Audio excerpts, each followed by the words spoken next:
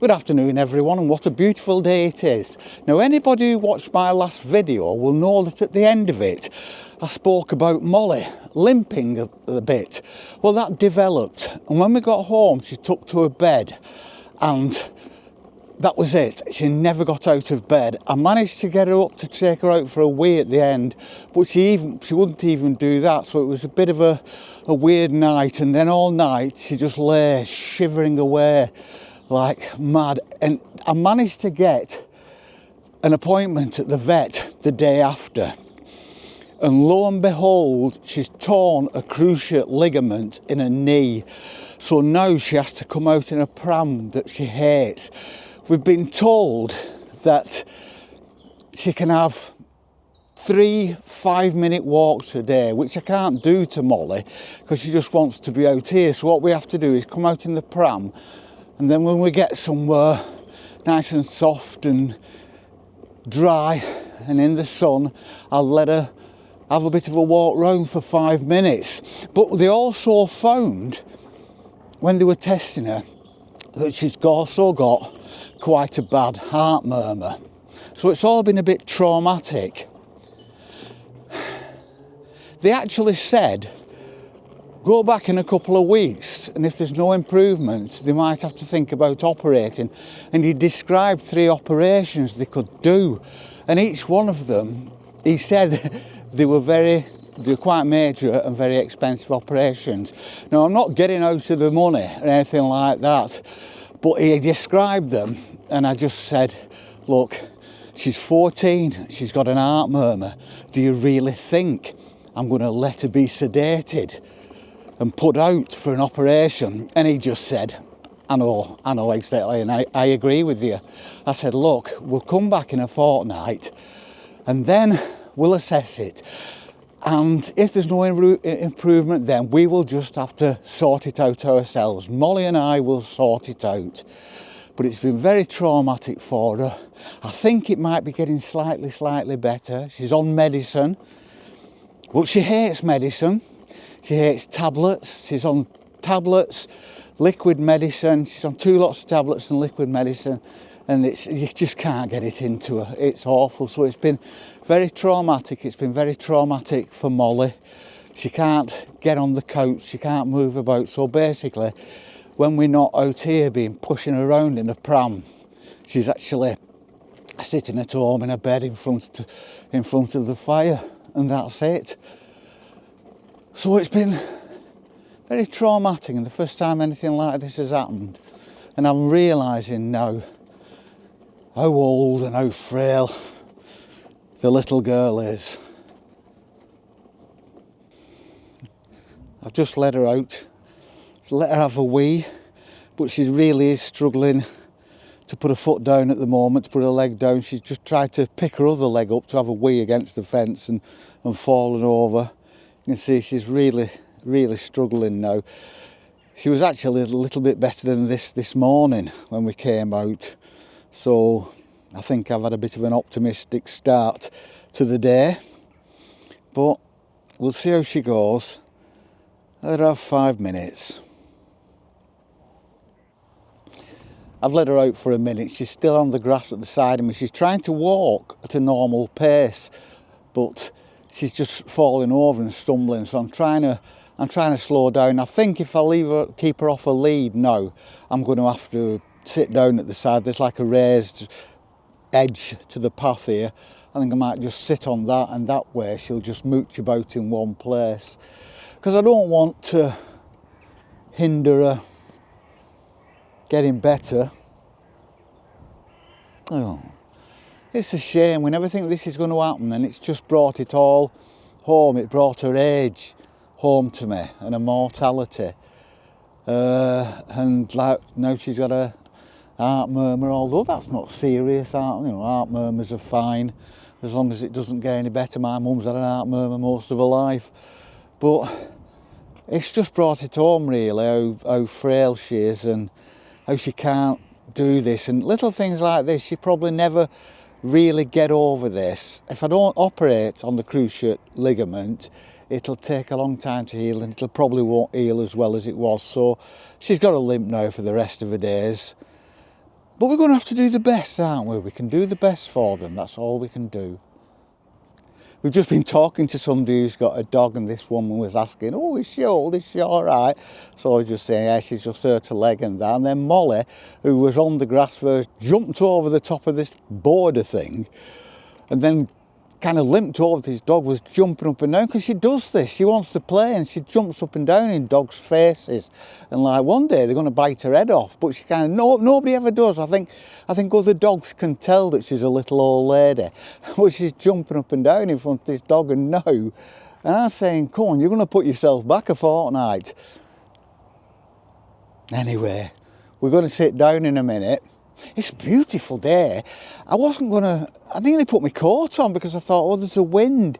And the wind was quite cold and it brought the temperature down. But there's no wind. And it's absolutely gorgeous. If you're in the UK, I think we're having a really good spell, aren't we? Let me have a show you.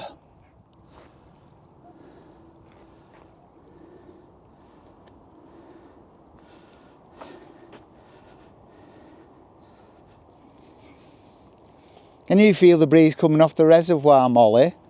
Little doggy?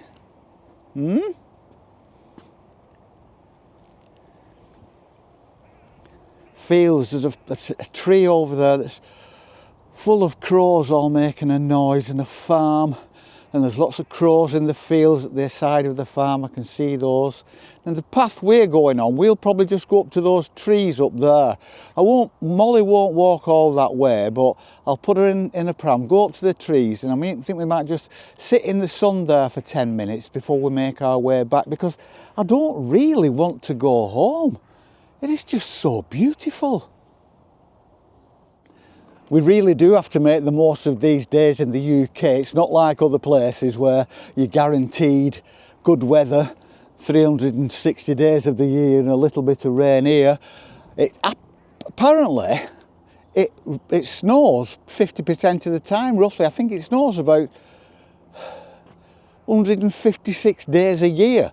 It rains about 156 days of the year. Now, it don't feel like it. You know, it may mean there's some little couple of drops of rain, but I'm sure it isn't as bad as that. But when it's nice like this, there is nowhere more beautiful than the UK. And I will say that, and everybody will say it wherever they live. There's nowhere as beautiful as where they live. But I love it. Watching two ducks now fly over the reservoir. The sky is blue, a few contrails, a couple of puffy white clouds, just to give it that kind of painted effect, like a Constable oil painting. And it's very still, and it's very quiet. This is a very, very popular path, but we seem to have hit a quiet spell. What's this, about 3 o'clock in the afternoon? So I don't know what everybody's doing. Afternoon tea. Does anybody still have afternoon tea in the UK? I might have a cup of tea in the middle of the afternoon, a biscuit, but not afternoon tea. I think that's for tourists coming to London. Not for us lot up in Lancashire. Can't afford afternoon teas. We're all skint and working class.